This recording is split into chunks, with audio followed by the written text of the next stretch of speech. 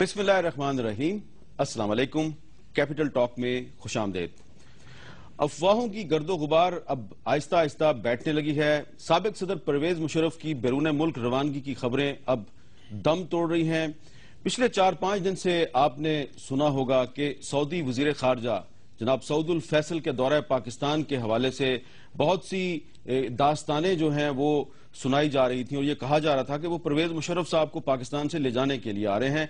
लेकिन आज सऊदी वजीर खारजा ने इस्लामाबाद में वाज़ेह तौर पे कह दिया कि परवेज मुशर्रफ का जो ट्रायल है गद्दारी के इल्जाम में वो पाकिस्तान का अंदरूनी मामला है और वो उनको रहा करवाने के लिए बिल्कुल पाकिस्तान नहीं आए। उन्होंने क्या कहा, जरा उन्हीं की जुबानी सुनिए। I have just talked about the principle of non-interference in internal affairs of countries, and especially friendly countries. How can I interfere in while saying this thing about the general principle of world policy? उन्होंने कहा, how can I interfere in the internal matters of a friendly country? तो ये तो बात साफ हो गई। अब एक और मामला था, ये कहा जा रहा था जी कि परवेज मुशर्रफ साहब की जो मेडिकल रिपोर्ट है जब अदालत में पेश होगी तो दूध का दूध और पानी का पानी हो जाएगा। और बहुत से तजिया नगारों का ये ख्याल था कि AFIC की तरफ से जो रिपोर्ट आएगी उसमें यह कहा जाएगा कि परवेज मुशर्रफ बहुत ही बीमार हैं और पाकिस्तान में उनका इलाज मुमकिन नहीं और उनको पाकिस्तान से बाहर भिजवा दिया जाए। लेकिन रिपोर्ट पेश कर दी गई है आज अदालत में। रिपोर्ट की तफसीलात मीडिया में सामने आ चुकी हैं और इस तफसील पे हम भी थोड़ी सी गुफ्तगू करेंगे, लेकिन साथ ही साथ कुछ और भी सवालात हैं। और सबसे बड़ा सवाल पैदा किया है आज तहरीक इंसाफ के सरबराह जनाब इमरान खान साहब ने। उन्होंने ये कहा है कि उन्हें NRO 3 का खतरा नजर आ रहा है। सऊदी वजीर खारजा का बयान भी सामने आ गया, परवेज मुशर्रफ की मेडिकल रिपोर्ट भी सामने आ गई, फिर इमरान खान को NRO 3 की बू क्यों आ रही है? सुनिए इमरान खान ने क्या कहा। मुझे डर यह है कि NRO 3 तो नहीं कहीं दिया जा रहा, क्योंकि NRO 1 नवाज शरीफ को बाहर भेजने का था, NRO 2 आसिफ जरदारी को वापस लाने का था। अब NRO 3 तैयारी तो नहीं हो रही कि वापस जाने की। मुझे ये डर है, मुझे नहीं पता उनकी जनरल मुशर्रफ की सेहत का क्या हाल है। ये जरूर है कि बिल्कुल गैर जानबदार इंसाफ होना चाहिए, अदालत के सामने आना चाहिए, लेकिन कानून के ऊपर कोई नहीं है। कानून से ऊपर किसी को नहीं, सबके लिए कानून जिस दिन हो गया पाकिस्तान में नया पाकिस्तान बन जाएगा। तो ये इमरान खान साहब ने बहुत ही वाज़ेह अल्फाज में कर दिया कि कानून से कोई बालातर नहीं है। जब तक पाकिस्तान में कानून की बालादस्ती कायम नहीं होती पाकिस्तान जो है वो आगे नहीं जा सकता, नया पाकिस्तान नहीं बन सकता।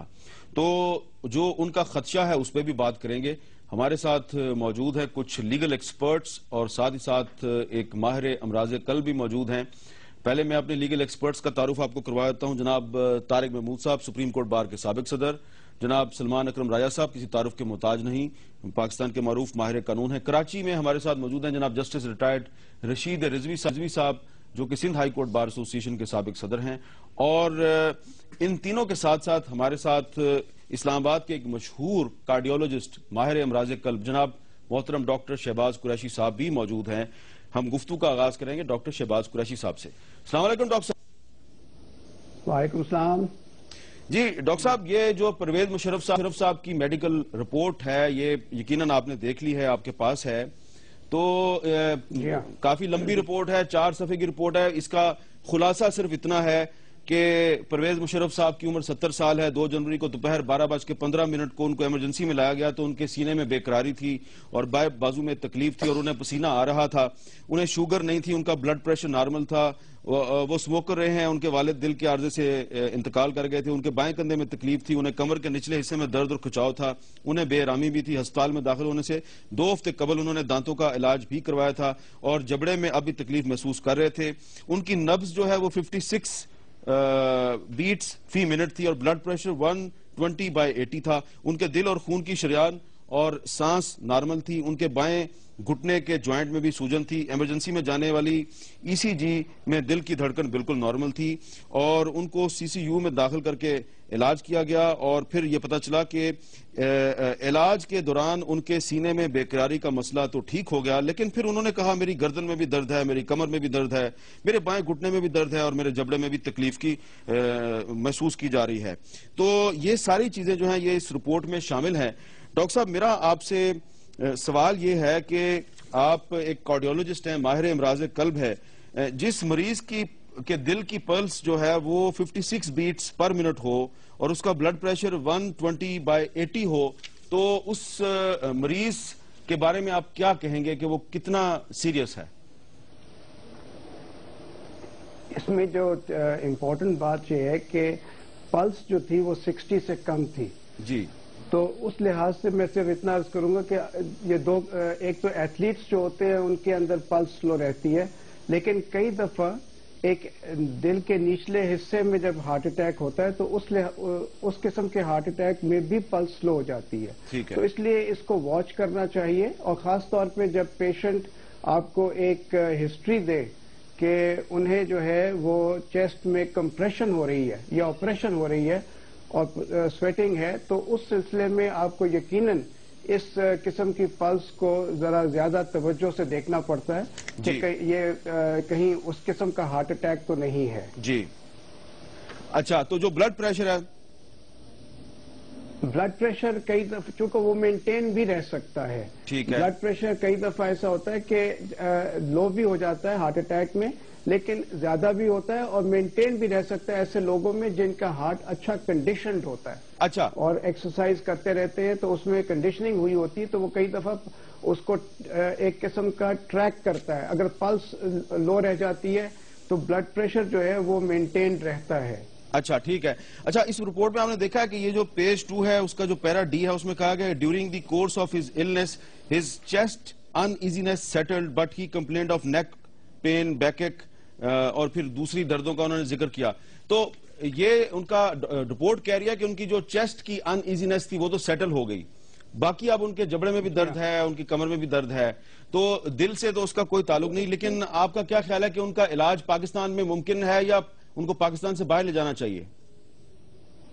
میرا خیال ہے کہ آپ پیشنٹ کو ایز اے ہول بھی دیکھتے ہیں، پلس جو ان کی سی ٹی این جی او کی رپورٹ ہے، coronary C T N G O, وہ بڑی امپورٹنٹ ہے اس سلسلے میں. کسی بھی پیشنٹ کے اندر جب کیلشیم سکور کیا جائے اور وہ 800 سے اوپر ہو، اس طرح سے جس طرح ان کا ہے، پلس یہ کہ جب آپ سی ٹی این جی او کریں اور اس میں آپ کو ایکسٹینسو قسم کی کسی پیشنٹ میں کیلسیفیکیشن ملے اور کسی جگہ پہ نیروئنگ بھی نظر آئے، تو اس قسم کے پیشنٹ کے لیے پھر ضروری، کیونکہ سی ٹی این جی او اگر آپ دیکھیں نارمل ہو تو اس کا مطلب ہے کہ پیشنٹ نارمل ہے، ٹھیک ہے، اور اسے اور کچھ نہیں کرنا. لیکن اگر سی ٹی این جی او میں کوئی ابنارمیلٹی آتی ہے تو پھر conventional angiography becomes a must. اور خاص طور پہ جب کہ لیفٹ مین سٹیم جو ہے اس میں کیلشیم ہو، اور اس میں کیونکہ کیلشیم انڈیکیٹ کرتا ہے کہ کولیسٹرول جم ہے. اچھا ڈاکٹر صاحب، میں آپ سے سوال یہ پوچھ رہا ہوں کہ یہ مریض اگر آپ کے پاس لایا جائے تو آپ اس کا علاج کر سکتے ہیں یا آپ کہیں گے کہ نہیں میں کمپیٹنٹ نہیں ہوں، اس کو باہر بھیج دو؟ میں تو دیکھیں اس میں پاکستان میں کورونری آرٹری ڈیزیز جو ہے یہ ایک ایپیڈیمک پروپورشن میں ہے جی، اور اس قسم کے پیشنٹ جو ہیں بہت پاکستان میں ہوتے ہیں، کوئی کم نہیں ہے. اور ان کا علاج کیونکہ یہاں کے سینٹرز بہت اچھے ہیں، بڑی اچھی کیتھ لیبز ہیں، ہم میں سے اکثر لوگ جو ہیں وہ ٹرینڈ ہیں اس قسم کی کنڈیشنز کو لک آفٹر کرنے میں، اس میں کوئی پرابلم نہیں ہوتا. بہت بہت شکریہ ڈاکٹر صاحب، بہت مہربانی آپ کی. اچھا، آپ نے سنی جی طارق محمود صاحب، ہم نے ایک ایکسپرٹ اوپینین آپ کے سامنے پیش کر دی. پرویز مشرف صاحب کی میڈیکل رپورٹ پہ ایک ڈاکٹر صاحب جو ہیں شہباز قریشی صاحب، وہ کہہ رہے ہیں جی کہ ٹھیک ہے کچھ اس میں پرابلمز ہیں لیکن علاج پاکستان میں ممکن ہے. اب بتائیے کہ آپ کا کیا خیال ہے کہ اس رپورٹ کی بنیاد پہ مشرف صاحب اگر کہیں کہ میں نے تو باہر جا کے اپنا علاج کروانا ہے، تو وہ باہر جا سکتے ہیں؟ دیکھیں اس وقت مشرف صاحب کا اصل ایشو جو ہے نا وہ ای سی ایل پر جو نام ہے نا وہ نکلوانا ہے. اگر ای سی ایل پر نام نہ ہوتا تو شاید اب تک جا چکے ہوتے. ٹھیک ہے نا، یہ اسی کے لیے راہ ہموار کرنے کے لیے یہ ریکارڈ پر آئی ہے بات. ٹھیک ہے نا، دیکھیں بات بڑی سیدھی سی ہے. میں آپ کو ایک بات بتاؤں میر صاحب، یہ کیس داخل کرنا نہ کرنا یہ گو کہ ایک آئینی اور ایک لیگل بات تھی، لیکن بنیادی طور پر یہ پولیٹیکل فیصلہ تھا. کیونکہ دیکھیں نا 5 سال سابق گورنمنٹ نہیں کیا نا، کیونکہ انہوں نے سمجھا کہ شاید نہیں کرنا چاہیے. یہ گورنمنٹ آئی، اس نے فیصلہ کیا، یہ پولیٹیکل فیصلہ ہے. میں آپ کو ایک بات بتاؤں، اب جب اس کو جو باہر جانے والی بات ہوگی نا، یہ بھی انڈائریکٹلی شاید پولیٹیکل ہو، لیکن پولیٹیکل گورنمنٹ اپنے اوپر الزام نہیں لے گی. اب ونڈو تلاش کی جا رہی ہے اور ونڈو کے لیے راہ انہوں نے ہموار کی ہے، اور یہ ایک ونڈو یہ ہے. ٹھیک ہے نا. یہ آپ کہہ رہے ہیں کہ یہ رپورٹ جو ہے, نہیں میں کچھ نہیں کہہ رہا, میں دیکھیں ڈاکٹر نے رپورٹ دی ہے, ایک اتنا بڑا انسٹیٹیوشن ہے, اور میں لیکن آپ اس رپورٹ کو ایک ونڈو سمجھ رہے ہیں, یہیں سے راستہ نکلے گا, مریض یہاں سے باہر جا سکتا ہے. نہیں دیکھیں نا, راستہ پھر یہیں سے نکلے گا. اب رہی عدالت کے پاس آئے گی. دیکھیں پہلی بات ہے, عدالت ڈیفینیٹلی اس کو کچھ نہ کچھ تو ایک ایکسپرٹس کی رپورٹ ہے, اتنا بڑا انسٹیٹیوشن ہے, بہت سارے ڈاکٹر ہیں, یہ نہیں ہے کہ اس کو اٹھا کے پھینکے گی, لیکن یہ بھی نہیں ہے کہ یہ 100% ہے. یعنی کہ دیکھیں نا, وہ تو ابھی درخواست دیں گے نا, اس کی بنیاد پر درخواست دی جائے گی کہ ہم نے جناب علاج کروانا ہے, ہو سکتا ہے کل سے وہ کل انگلینڈ کا وہ بھی لے آئیں کہ جناب وہاں پر ہم نے ٹائم فکس کر لیا فلاں ڈاکٹر سے. اب سوال یہ ہوگا کہ یہ جس مصیبت میں, دیکھیں سب سے بڑا اہم بات, آپ نے عمران صاحب کی بات کی, دیکھیں میں آپ کو بتاؤں, اس کیس کو چلانے کے لیے ایک مضبوط گورنمنٹ کا ہونا ضروری ہے, اور مضبوط گورنمنٹ اس لیے ہوگی کہ سب لوگ اس کو سپورٹ کریں.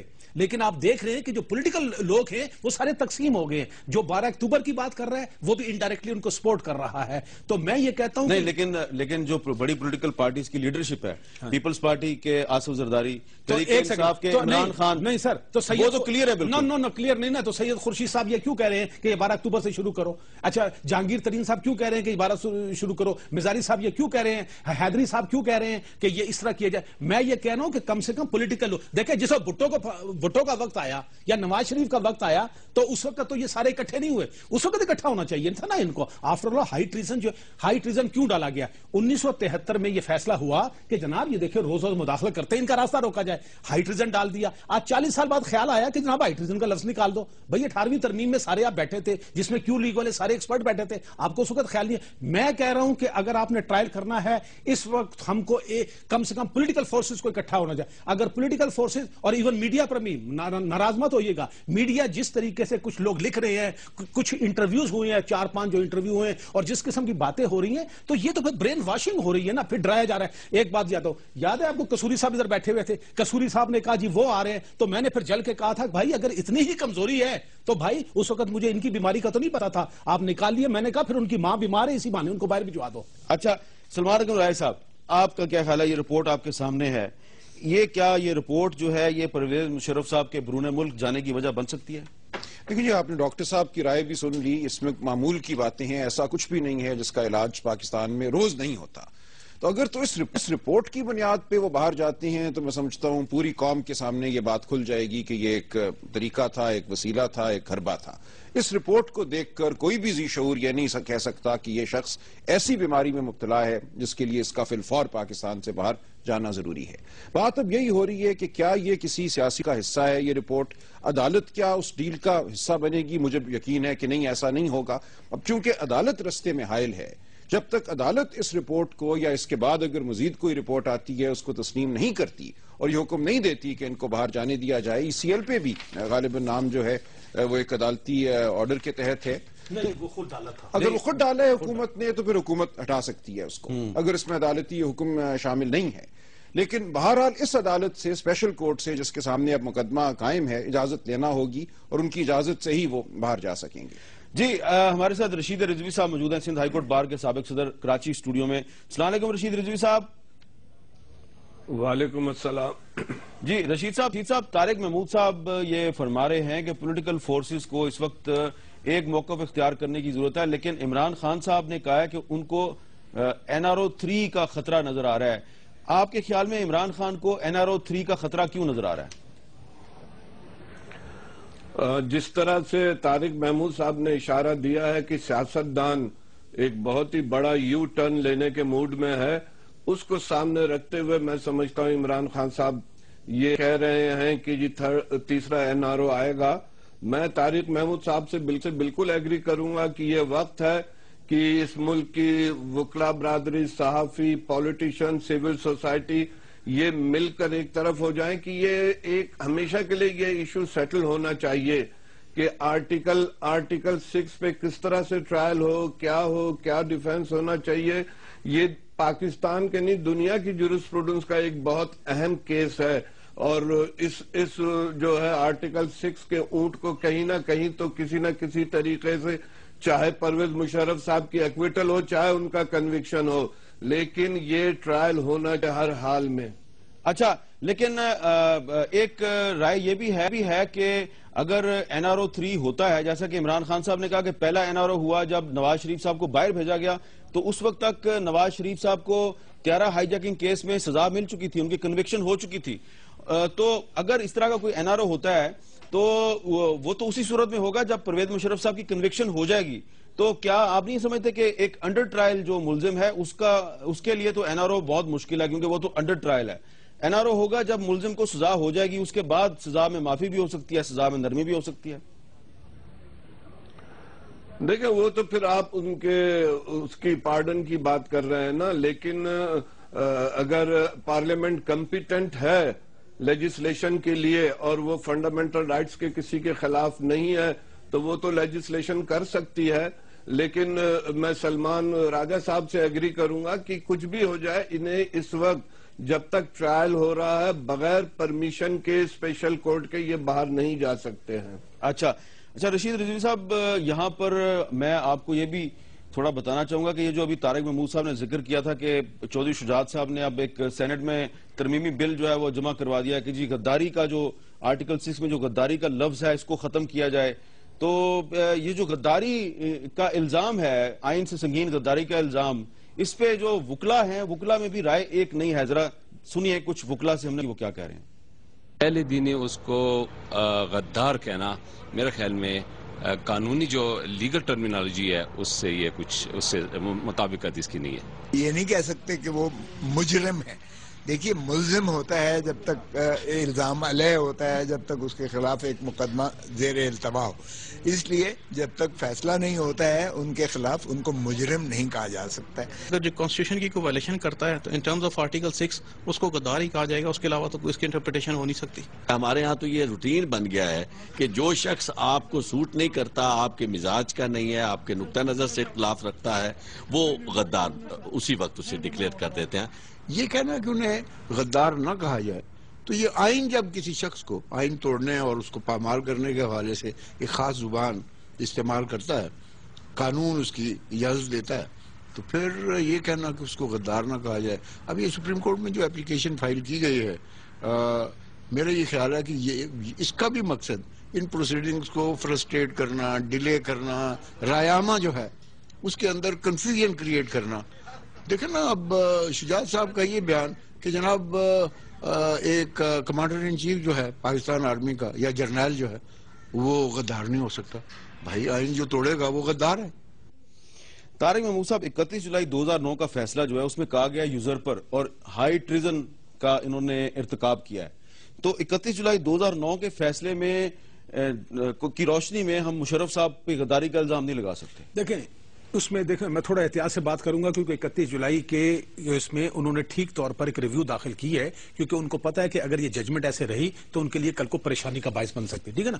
دیکھیں بات یہ سبورشن ایک لفظ ہے. چلیں تھوڑی دیر ہیلڈ ان ابیئنس کو ہم چھوڑ دیتے ہیں کیونکہ وہ 18ویں ترمیم میں آیا، یہی ان کا اعتراض ہے. ٹھیک ہے، بڑا اچھا آرگومنٹ ہوگا. لیکن سوال ہے ایبروگیشن تو بڑی سی، وہ تو آئین کو منسوخ کرنا. لیکن اگر آپ سبورشن کا لفظ ترجمہ نکالیں ڈکشنری سے نکال کے تو سبورشن کا مطلب یہ ہوتا ہے کہ ایک کو سیٹل چیز ہو اس کو اکھاڑ پھوچھاڑ کر دیا جائے. تو دیکھیں نا 3 نومبر کو جو کچھ ہوا وہ بہرحال ایک آئین میں بھی ترمیم کی انہوں نے. دیکھیں نا ایک آرمی چیف نے اختیار دیا پریزیڈنٹ کو اور کہا جی یہ کر دو وہ کر دو. تو کہنے کی بات یہ ہے کہ لیکن میں تھوڑا احتیاط سے بات کر رہا ہوں. یہ سارے سوال ہیں اور میں کہتا ہوں میری یہ خواہش تھی اور اب بھی ہے کہ اس عدالت میں بڑی کانسٹیٹیوشنل بحث ہونی ہے اور میرے جیسا اسٹوڈنٹ جو ہے وہ اس بات کو پسند کرے گا کہ یہ میں بھاری بھرکم آئینی قانونی بحث سنوں. اس کے بعد جیسے کہ رشید رضوی صاحب نے سنا، اگر مثال کے طور پر کل عدالت الٹیمیٹلی یہ ہولڈ کرتی ہے کہ چونکہ 3 نومبر کو ہیلڈ ان ابیئنس آئین کا حصہ نہیں تھا اس لیے ہم بری کرتے ہیں، مجھے اس پر بھی کوئی اعتراض نہیں ہوگا. لیکن ایک بات ہے کہ اگر آپ نے کیس شروع کیا ہے یا تو کیس شروع نہیں کرنا چاہیے تھا. ٹھیک ہے نا.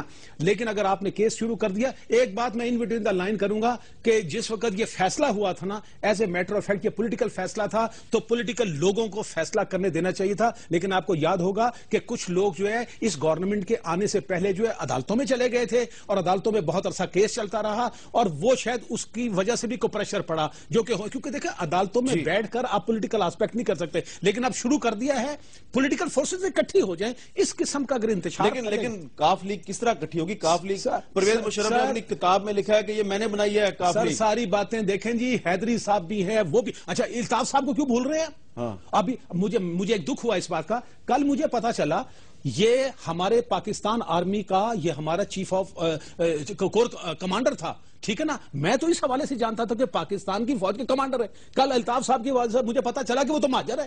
آئی ایم سو سوری، ایسی باتیں نہیں کرنی. مہاجر تو اسلم بیگ صاحب سر دیکھیں، نہیں میں دیکھیں آپ میری بات سمجھ رہے ہیں. دیکھیں پاکستان کے لوگ سمجھ رہے ہیں 66 سال میں ہمیں کوشش یہ کرنی چاہیے، جیسے عمران خان نے ایک اچھی بات کی، اس نے کہا پاکستان کو بناؤ، پاکستانی قوم کو بناؤ. کتنے اچھا ویسے مہاجر تو پورے پاکستان میں پھیلے ہوئے ہیں جی. نہیں یہ لفظ کہنا نہیں چاہیے تھا، دیکھیں یہ غلط میسج آتا ہے. لیکن یہ بات جو ہے یہ ریکارڈ پہ آنی چاہیے کہ جنرل مرزا اسلم بیگ صاحب وہ بھی ایک اردو سپیکنگ فیملی سے تعلق ہے ان کا، وہ بھی مہاجر ہیں. ہمارے پریزیڈنٹ صاحب وہ ہمارے chief of the army staff تھے جب مرزا اسلم بیگ صاحب کو اصغر خان کیس میں بلایا گیا، جس میں سلمان اکرم رایا صاحب جو ہیں وہ اس کیس میں شامل تھے.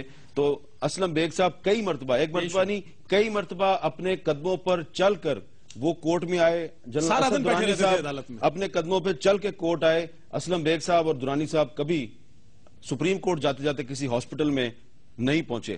تو اس لیے ہمیں تبصرہ کرتے ہوئے احتیاط سے کام لینا چاہیے. تمام جرنیل ایک طرح کے نہیں ہوتے. اسلم بیگ اردو سپیکنگ تھے، مہاجر تھے، لیکن وہ کورٹ میں آئے، لیکن اس وقت کسی نے یہ نہیں کہا کہ ان کو اس لیے کورٹ میں بلا لیا گیا کہ وہ مہاجر ہیں. اب کہا جا رہا ہے. اس پہ بات کریں گے ایک وقفے کے بعد.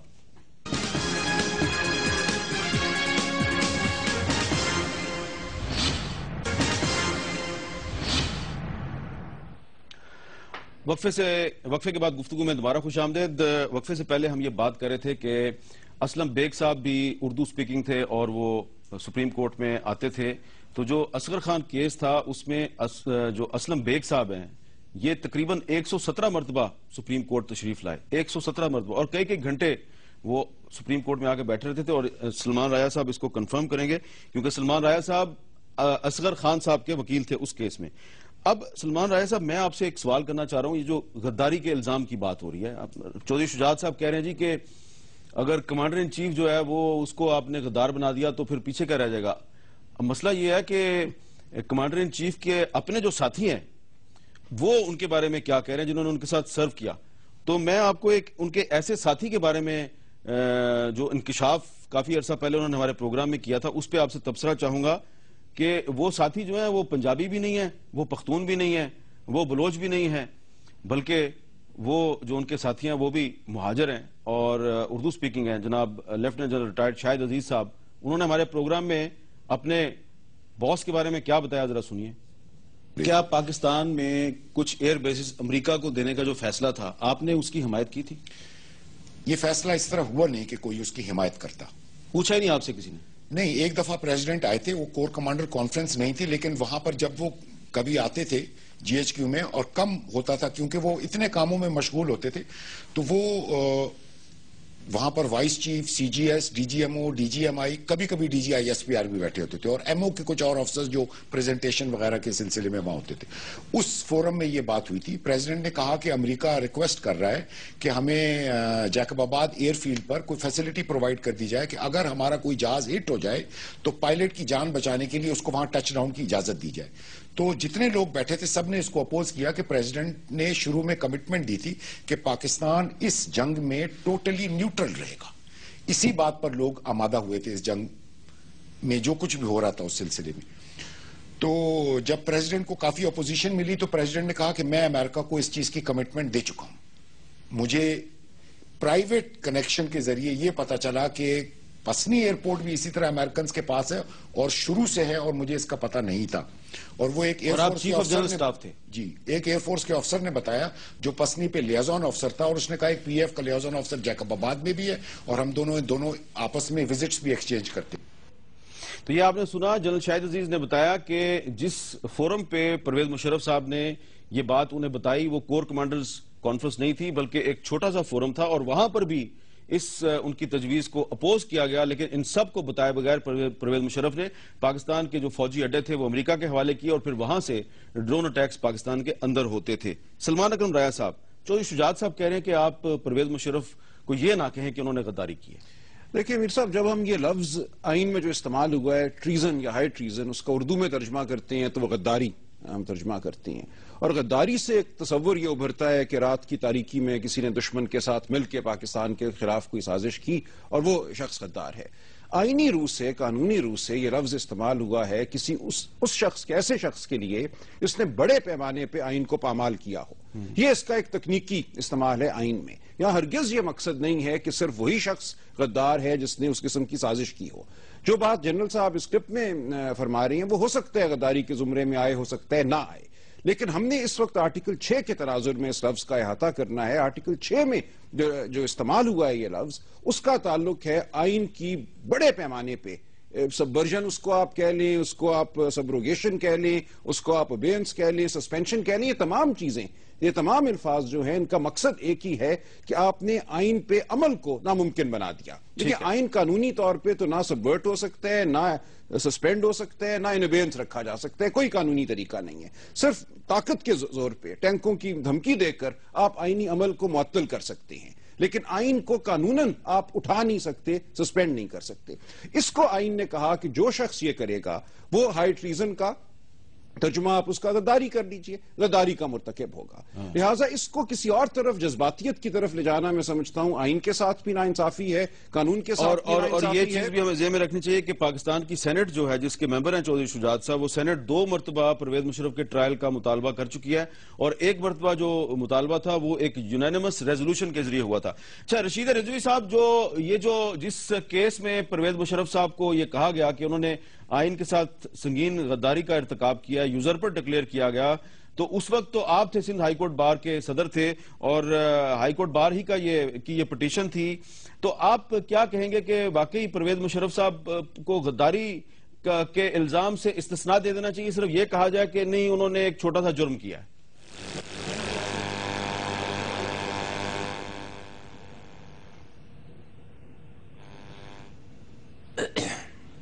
جی رشید رضوی صاحب کی آڈیو میں کوئی پرابلم ہو گیا جی. اچھا طارق محمود صاحب، میں یہاں پہ آپ کو ایک اور کلپ بھی سنوانا چاہ رہا ہوں چودھری پرویز لائی صاحب کا، کیونکہ چودھری شجاعت صاحب جو ہیں وہ کہہ رہے ہیں کہ یہ نہ کریں اور مجھے اور پرویز لائی کو بھی اس الزام میں شامل کریں. لیکن ایک اور الزام بھی ہے اور وہ الزام غداری کا نہیں ہے، وہ کوئی اور الزام ہے. ذرا سنیں وہ پرویز لائی صاحب نے ہمیں کیا بتایا تھا. کہ مئی 2007 میں جب افتخار محمد چودھری صاحب جی ٹی روڈ کے راستے سے لاہور آ رہے تھے تو کھاریاں کے قریب ان کے قافلے پر فائرنگ کا ایک منصوبہ بنایا گیا تھا اور آپ کو اس کا پتہ چل گیا تھا، کیا یہ بات درست ہے؟ جی ہاں، بالکل صحیح ہے. اور وہ منصوبہ تھا اس طرح کا کہ پہلے تو بڑے نہیں ہوتے وہ جس میں ایکسپورٹ کرتے ہیں ٹرالے، وہ کھڑے گجرہاں کیے جائیں، وہاں روکا جائے، ٹیئر گیس ہو، اس کے بعد پھر کھاریاں سے فائرنگ کرائی جائے، وہ جو پہاڑیاں ہیں پبی کی، اور وہاں اگر کوئی نہ کچھ ہوا تو پھر گجرات کے قریب جو ہے یہ ان کا پکا راستہ روکا جائے اور یہ لاہور نہیں پہنچنے چاہیے. یہ منصوبہ کس نے بنایا تھا؟ یہ بس بنایا تھا جن لوگوں نے، آپ کو بھی پتا ہے. جب آپ کو پتا چلا اس منصوبے کے بارے میں تو آپ نے کیا کیا؟ ہم نے ایک تو جو بات ہوئی وہاں ہم نے یہ کہا کہ سوال ہی نہیں پیدا ہوتا، اور پھر بلکہ مجھے فون بھی آیا کچھ لوگوں کا، جی آپ پھٹے بڑے ڈالتے ہیں. پرویز مشرف کا فون آیا؟ بار آیا ان کا. میں نے کہا مشرف صاحب کا فون آیا، آپ نے کیا کہا؟ میں نے ان کو کہا جی کہ یہ ہمیں کرنے دیں، آپ اس میں نہ آئیں. کہنے لگے نہیں یار تم پھٹے بہت ڈالتے ہو، یہ اس طرح نہیں ہونا چاہیے. میں نے کہا جی کہ نہیں. اچھا جی رشید رضوی صاحب، یہ غداری کا الزام تو نہیں ہے جو تو چودھری پرویز لائی صاحب نے یہ اعتراف کیا کہ مشرف صاحب کے دور میں افتخار چودھری صاحب کے قافلے پہ فائرنگ کا منصوبہ بنایا گیا تھا. پرویز لائی صاحب نے پرویز مشرف کو کہا کہ یہ غلط ہے، یہ مت کریں. اچھا اب آپ یہ بتائیں گے جو غداری کا الزام ہے اس پہ چودھری شجاعت صاحب کہہ رہے ہیں کہ جی ایک آئینی ترمیم کے ذریعے اس لفظ کو ختم کر دیا جائے، آپ کا کیا موقف ہے؟ دیکھیں میر صاحب، میں کوئی 10-15 دن سے مختلف ٹی وی چینلز پر یہ بحث دیکھ رہا ہوں اور آپ کو ایک واضح گروپنگ نظر آئے گی. جو لوگ ماضی میں پرویز مشرف کی حکومت کے بینیفیشری رہے ہیں وہ کسی نہ کسی طریقے سے اس ٹرائل کو سبوتاژ کرنا چاہتے ہیں، اور باقی لوگ جو ہے وہ چاہتے ہیں کہ یہ ٹرائل کنکلوڈ ہو. تو آپ یہ دیکھیں کہ جہاں سے بھی یہ بات آ رہی ہے آپ اس کو دیکھیں کہ اس کا اس 9 سال 10 سال میں کیا کنڈکٹ رہا ہے. وہ بینیفیشری ہے, چودھری شجاعت صاحب بھی بینیفیشری ہیں, پرویز الہی صاحب بھی بینیفیشری ہیں, اور بھی بہت سی سیاسی پارٹیاں, بہت سے وکلا جو زمانے میں ایڈوکیٹ جنرل لا منسٹر رہے ہیں, آج وہ آپ کے ٹاک شو میں بیٹھ کے وہ یہی باتیں کرتے ہیں, چھوٹے موٹے نقطے نکالتے ہیں کہ جی یہ نہیں ہونا چاہیے, یہ نہیں ہونا چاہیے. آپ کچھ صحافیوں کو بھول گئے, کچھ اینکر پرسنز کو بھول گئے. جی بالکل وہ لوگ بھی, وہ میں آپ کے حصے کے لیے چھوڑ رہا ہوں نا. ٹھیک ہے, چلیں آپ نے ایک اچھی بات کی ہے, اور صحافیوں کا ذکر آیا تو چلتے چلتے میں ایک بات ضرور کہوں گا کہ مجھ کے دور میں یہ ایک روایت تھی کہ جب کسی ٹی وی چینل سے کوئی شکایت پیدا ہوتی تھی تو اس ٹی وی چینل کی نشریات کو بند کر دیا جاتا تھا. تو ابھی بھی یہ سلسلہ چل رہا ہے, اور کراچی اور سندھ کے مختلف شہر جو ہے وہاں پہ ایک ٹی وی چینل کی نشریات کو بند کیا گیا ہے. وجہ کچھ بھی ہو, اس ٹی وی چینل کے خلاف, اس اینکر پرسن کے خلاف احتجاج کرنا آپ کا حق ہے, لیکن خفیہ طریقے سے کسی ٹی وی چینلز کی نشریات کو جام کر دینا یہ ہمیں یاد دلاتا ہے کہ آپ کے اندر سے پرویز مشرف ابھی نہیں نکلا. ایک وقفے کے بعد دوبارہ ملتے ہیں.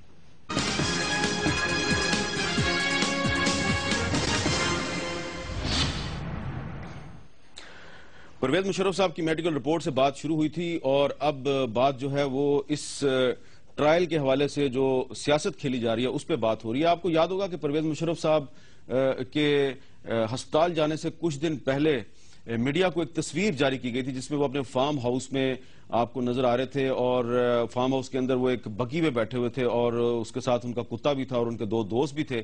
تو اس تصویر کو اگر آپ دیکھیں تو وہ بڑے خوشباش نظر آ رہے تھے, اور لیکن اب پتہ چلا کہ ان کے کندھے میں بھی پرابلم ہے, اور ان کے باقی جو جسم کے حصے ہیں وہاں پہ بھی درد ہے. میں نے رشید رضوی صاحب سے بات کرنی ہے, لیکن جسٹس طارق صاحب اگر آپ برا نہ منائیں تو میں آپ سے پوچھنا چاہوں گا کہ کیا یہ آپ کا جو کندھا ہے یہ فریز ہے؟ مجھے یہ لیفٹ ہے نا, یہ فروزن شولڈر بھی ہے, میرے گھٹنوں میں بھی پرابلم ہے, بیک ایک میرا بڑا پرابلم ہے, اسی وجہ سے مجھے اور آپ کے دانت نہیں, وہ سائیوال جیل سے مجھے شفٹ اس لیے کیا گیا. آپ کے دانت اور میرے دانتوں میں بھی تکلیف ہے, جبڑے میں بھی پرابلم ہے. نہیں پھر آپ میرے پروگرام میں کیوں آئے ہیں؟ نہیں وہ اس لیے اللہ کا شکر ہے دل پر معاملہ نہیں پہنچا, دل کا معاملہ تو میڈیکل رپورٹ کے مطابق نہیں وہ ٹھیک ہے, لیکن دیکھیں یہ تو کامن, لیکن دیکھیں چلے اللہ ٹھیک ہے, اللہ تعالیٰ ان کو صحت, لیکن یہ 4 بیماریاں تو مجھے آپ کو ہیں, ٹھیک ہے, اللہ تعالیٰ مشرف صاحب کو صحت دے. رشید رضوی صاحب مجھے آپ سے یہ سوال پوچھنا ہے کہ ایم کیو ایم کے قائد جناب الطاف حسین صاحب نے فرمایا کہ پرویز مشرف صاحب کی تذلیل اس لیے کی جا رہی ہے کہ وہ مہاجر ہیں. تو آپ کراچی میں بیٹھے ہیں اور آپ بھی اتفاق سے مہاجر ہیں, تو کیا آپ کو محسوس نہیں ہوتا کہ جب آپ پرویز مشرف پہ تنقید کرتے ہیں تو دراصل آپ کسی مہاجر کی توہین کر رہے ہیں؟ نہیں دیکھیں, میں سمجھتا ہوں کہ اگر کوئی ملزم ہے تو اگر وہ پنجابی ہے, پشتون ہے, بلوچ ہے, کوئی بھی ہے, اس کے خلاف ٹرائل تو ہونا چاہیے. اس میں اس وجہ سے تو کوئی ایگزمپشنز یا کوئی کنسیشنز یا کوئی پریویلیجز تو نہیں زبان کے بنیاد پر ایکسٹینڈ ہونا چاہیے. اچھا چلیں ٹھیک ہے, بڑی آپ نے دریا کو کوزے میں بند کر دیا. اچھا میں سلمان اکرم رائے صاحب جاننا چاہوں گا, لیکن ایک دوبارہ میں کہہ دوں پرویز الہی کے والے سے, یہ پرویز الہی صاحب نے فرمایا وہ تو ٹھیک ہے, لیکن اس میں چودھری شجاعت صاحب کا بڑی کنٹریبیوشن تھی, بڑا پازیٹیو رول. یہ جو حملہ تھا افتخار چودھری صاحب کا, یہ شجاعت صاحب نے رکوایا. چودھری شجاعت صاحب کی بڑی پازیٹیو کنٹریبیوشن تھی, ہمیں اس بات کا. اور ایک اور بتا, مت بھولیں کہ 12 مئی کو پھر وہ ہو گیا تھا, 12 مئی کو پھر ہو گیا تھا چند دن بعد. اچھا چلیں ٹھیک ہے. اچھا سلمان اکرم رائے صاحب, ایک دوبارہ میں ایک بری سی عادت پڑ گئی ہے پرانے کلپ چلانے کی, لیکن یہ بہت ضروری ہے لوگوں کو, تاریخ کا حافظہ ہے جی, تاریخ کا حافظہ ہے. تو یہ کلپ جب پرویز مشرف صاحب پاکستان کے صدر تھے, مرد آہن تھے, تو ہم نے اس وقت بھی چلایا تھا, لیکن آج اس لیے چلانا ہے کہ آج پھر اس کی ضرورت محسوس ہو رہی ہے. ذرا سنیے, الطاف حسین صاحب نے ایک بات کی تھی انڈیا میں جا کے, اور اس وقت مشرف صاحب صدر تھے, کیا کہا تھا الطاف حسین صاحب نے؟ That the division of the subcontinent was the greatest blunder in the history of mankind.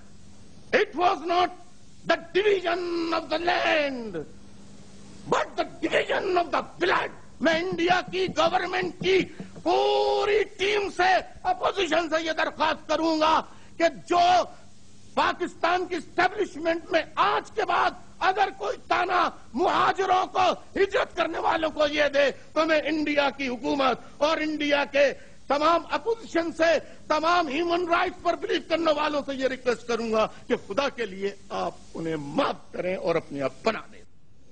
اچھا سلمان صاحب, پہلی بات تو یہ ہے کہ پورا پنجاب مہاجروں سے بھرا ہوا ہے، جو مشرقی پنجاب سے لوگ ہجرت کر کے آئے تھے اور جموں کشمیر سے لوگ ہجرت کر کے آئے تھے اور باقی بھی لوگ ہجرت کر کے آئے تھے، تو مہاجر صرف اردو بولنے والے نہیں ہیں، ان کی بھی بڑی قربانی ہے، باقی لوگوں کی بھی قربانی ہے۔ لیکن سوال میرا آپ سے یہ ہے کہ یہ جو بات الطاف حسین صاحب نے 2006 میں انڈیا میں کی تھی، اگر یہی بات کوئی اے این پی کا لیڈر یا پیپلز پارٹی کا لیڈر یا مسلم لیگ نون کا لیڈر انڈیا جا کے کرتا تو اس وقت پرویز مشرف صاحب اس کے ساتھ کیا کرتے؟ اس کی اول تو واپسی ناممکن ہوتی اور وہ آج غداری کی سزا کاٹ چکا ہوتا یا تختہ ادار پہ لٹک چکا ہوتا، جو اکبر بگٹی صاحب کے ساتھ ہوا۔ حالانکہ اکبر بگٹی صاحب نے یہ بات نہیں چرائے بغیر بلکہ اکبر بگٹی صاحب نے صرف ڈاکٹر شازیہ کے لیے انصاف کا مطالبہ کیا تھا۔ بالکل درست بات ہے۔ جو یہ دیکھیں ہمارے یہاں بالکل پاکستان کی اساس جو ہے اس کے اوپر بات کرنا میں نہیں سمجھتا الطاف حسین کے علاوہ کسی کے لیے ممکن تھا۔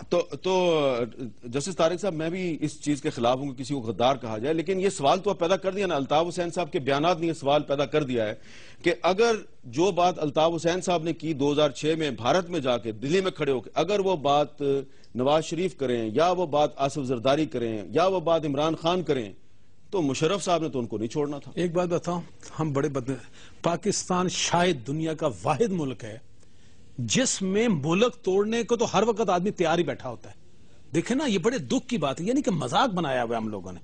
میرا خیال ہے کہ ہم لوگوں کو دیکھیں کم سے کم کوئی کسی جگہ تو ایک لائن ڈرا کر لینی چاہیے۔ یہ جو ہے نا بولنے کی آزادی، اس بولنے کی آزادی پر کہیں نہ کہیں ہم کو اپنے طور پر جو ہے نا یہ ہے نا پابندی لگانی چاہیے، کیونکہ جو جس کے دل میں آتا ہے وہ کہہ دیتا ہے، آئین کا مذاق اڑا لیں گے، ملک کا الزام لگائیں گے، مذہب کا مذاق، جس کا جو میرا خیال ہے ایسا نہیں کرنا چاہیے۔ اچھا، اب رشید رضوی صاحب آخر میں یہ بتائیے کہ آپ کو کیا نظر آ رہا ہے کہ پرویز مشرف صاحب کا ٹرائل ہو جائے گا یا کچھ لوگوں کو ابھی بھی یہ یقین ہے کہ ٹرائل نہیں ہوگا اور وہ بیرون ملک چلے جائیں گے؟ آپ کیا کہتے ہیں کیا ہوگا؟ میں کوئی جو وہ تو نہیں ہوں پامس، لیکن میری یہ ایک طالب علم کی حیثیت سے خواہش ہے، رائے ہے کہ یہ ٹرائل کو اپنے منطقی انجام تک پہنچنا چاہیے۔ ٹھیک ہے۔ اچھا سلمان رائے صاحب، یہ جو میڈیکل رپورٹ آپ نے دیکھی ہے، اس میڈیکل رپورٹ کو سامنے رکھ کر یہ جو ایک مفروضہ قائم کیا گیا، ایک جو افواہ گھڑی گئی کہ جی فوج جو ہے وہ پرویز مشرف کے پیچھے ہے اور فوج کی قیادت جو ہے وہ ناراض ہے اس حکومت سے کہ یہ ٹرائل کیوں ہو رہا ہے، یہ رپورٹ اگر سامنے رکھی جائے تو کیا فوج جو ہے وہ اس میں پارٹی نظر آ رہی ہے؟ دیکھیے، میں کچھ نہیں کہہ سکتا اس بارے میں۔ رپورٹ بہرحال ڈاکٹر صاحبان نے لکھی ہے اور ڈاکٹری کے پیشے کا ایک اپنا تقدس ہے، اور کوئی بھی ڈاکٹر میں سمجھتا ہوں بالکل غلط بات نہیں لکھ سکتا۔ اسی لیے اس رپورٹ میں ہمیں کوئی ایسی خوفناک بیماری نظر نہیں آ رہی جس کو دیکھتے ہی ہم کہیں کہ یہ شخص بیچارہ کیوں پاکستان میں، اس کو فوراً باہر بھیجو۔ اس میں جو بات ہوئی ہے بہت ہی معمولی سی بیماریوں کا تذکرہ ہے یہاں پر، لہٰذا یہ کہنا کہ فوج کا کیا رویہ ہے، کیا عمل دخل ہے، یہ مفروضہ ہی ہوگا۔ لیکن آپ بھی بیان کر چکے ہیں، مختلف اخباروں میں بھی آ رہے ہیں، اس دن جو روٹ لگا، جس طرح لے کے گئے وہاں اسلام آباد سے آرمڈ فورسز انسٹیٹیوٹ جو کہ خاصے فاصلے پہ ہے، دیگر اسپتال تھے جو نزدیک تھے، تو یہ تمام باتوں نے چہمگوئیوں کو، افواہوں کو جنم دیا ہے۔ لیکن اس سب کا نتیجہ اب یہ ہے کہ پوری قوم کے سامنے یہ صورتحال اب بالکل عیاں ہے کہ یہاں ٹرائل ہونے میں کوئی امر مانے نہیں ہے، ان کی حالت ایسی نہیں ہے۔ اسٹریچر پہ حسنی مبارک کو عدالت میں لایا گیا تھا، اگر ضروری ہو تو یہ بھی کیا جاتا ہے۔ اب اگر وہ چلے جاتے ہیں اس رپورٹ کی بنا پر یا کوئی اور بیماری ان کو کل لاحق ہو جاتی ہے اچانک اور وہ چلے جاتے ہیں، تو میں سمجھتا ہوں یہ پوری قوم کو ایک پیغام ہوگا کہ اس ملک میں ابھی تک قانون کی حکمرانی رائج نہیں ہوئی۔ بہت بہت شکریہ سلمان رائے صاحب، جناب طارق محمود صاحب، رشید رضوی صاحب، آپ کا بھی بہت بہت شکریہ۔ اور ہم نے پرویز مشرف صاحب کی جو میڈیکل رپورٹ آج عدالت میں پیش کی گئی اس پہ بھی بات کی، اور جو ٹرائل ہے یہ آگے چلے گا نہیں چلے گا اس پہ بھی بات ہوئی ہے۔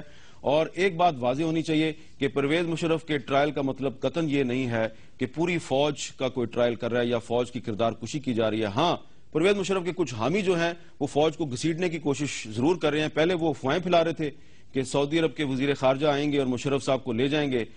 سعودی عرب کے وزیر خارجہ نے معاملہ کلیئر کر دیا کہ وہ مشرف صاحب کے معاملے پہ حکومت پاکستان سے کوئی بات نہیں کرنے آئے۔ میڈیکل رپورٹ سے بھی بہت سی چیزیں واضح ہو گئی ہیں، لہٰذا اب اگر افواہیں پھیلانے کی بجائے اور اس معاملے میں فوج کو گھسیٹنے کی بجائے ٹرائل کو اس کے انجام تک پہنچنے دیا جائے تو اسی میں سب کا بھلا ہے۔ ورنہ اگر خدا نہ خواستہ یہ ٹرائل اپنے انجام کو نہ پہنچا تو پھر آپ پاکستان میں کسی قانون توڑنے والے، کسی آئین توڑنے والے کو نہ تو دہشت گرد کہہ سکیں گے اور نہ ہی آپ کبھی قانون کی بالادستی کی بات کر سکیں گے۔ اور سب سے بڑی بات یہ کہ ذرا سوچئے کہ قائد اعظم کے پاکستان میں اگر کوئی آئین شکن جرنیل جس کو سپریم کورٹ نے یوزرپر ڈکلیئر کیا ہے، غاصب، اس کا ٹرائل نہ ہو اور اس ملک میں منتخب وزراء اعظم پھانسیاں چڑھ جائیں، وہ جیلوں میں جائیں اور وہ جلاوطن بھی ہو جائیں، تو پھر ایک ایسی ڈیوائیڈ اس ملک میں پیدا ہوگی جو شاید کبھی ختم نہیں ہوگی۔ رشید رضوی صاحب نے بالکل صحیح بات کی کہ ایک ڈیوائیڈ جو ہے وہ اب سامنے آ رہی ہے، میڈیا میں بھی، سول سوسائٹی میں بھی، سیاست میں بھی۔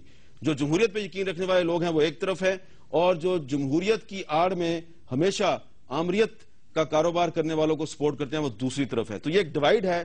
آپ بھی ان تاریخی لمحات میں اپنا جو حافظہ ہے اس کو ذرا تیز کریں اور ان شخصیات کو کبھی نہ بھولیں جو لائن کے اس طرف کھڑی ہیں اور لائن کے اس طرف کھڑی ہیں۔ جو لائن کے اس طرف کھڑے ہیں وہ کون ہیں، جو اس طرف کھڑے ہیں وہ کون ہیں، ان کو ہمیشہ یاد رکھیے گا یہ کون ہے۔ مجھے دیجیے اجازت، اللہ حافظ۔